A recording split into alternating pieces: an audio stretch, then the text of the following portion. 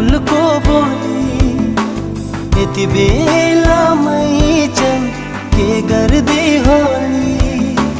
पिडीमा बसेर के कुरा गर्दै हो कहिले हाँस्दै हो कहिले रुँदै हो मलाई नै सम्झेर